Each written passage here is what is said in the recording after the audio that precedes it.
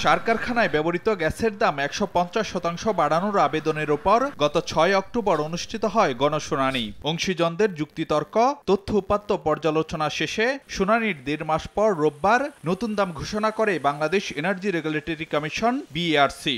এটা গণশুনানি সংবাদ সম্মেলনে নিয়ন্ত্রক সংস্থা বিইআরসি জানায়, সার শ্রেণীতে প্রতি ঘনমিটার গ্যাসের দাম ১৬ টাকা থেকে বাড়িয়ে ২৯ টাকা ২৫ পয়সা নির্ধারণ করা হয়েছে, যা বিদ্যমান দামের তুলনায় প্রায় ৮৩% বেশি। নতুন এই মূল্যহার কার্যকর হবে ডিসেম্বর থেকে। দাম যেটুকু বৃদ্ধি পেয়েছে নিঃসন্দেহে এটা পেট্রোবাংলা বা তার যারা বাজারজাতকরণ কোম্পানি যারা আছে, মার্কেটিং কোম্পানি, তাদের জন্য এটা একটা বাড়তি আয়ের একটা সুযোগ হবে। পেট্রোবাংলার প্রস্তাবে তারা উল্লেখ করেছে যারা এই বাড়তি আয় দিয়ে তারা 7টি কার্গো বেশি আনবে। দাম বাড়ানোর যুক্তি হিসেবে সংশ্লিষ্ট কর্তৃপক্ষগুলো বলছে, গ্যাস সরবরাহ বাড়ানো গেলে বিদেশ থেকে আমদানির তুলনায় সাশ্রয়ী হবে দেশে উৎপাদিত সারের মূল্য।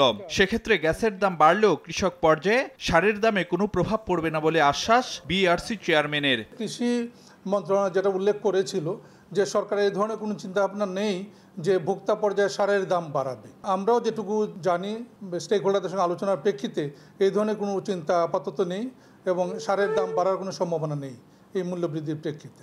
তবে বাস্তবতা হচ্ছে ৩ বছর আগে ৪ টাকা ৪৫ পয়সা থেকে সার শ্রেণীতে গ্যাসের দাম দফায় দফায় বাড়ানো হলেও প্রতিশ্রুতি অনুযায়ী বাড়েনি গ্যাস সরবরাহ।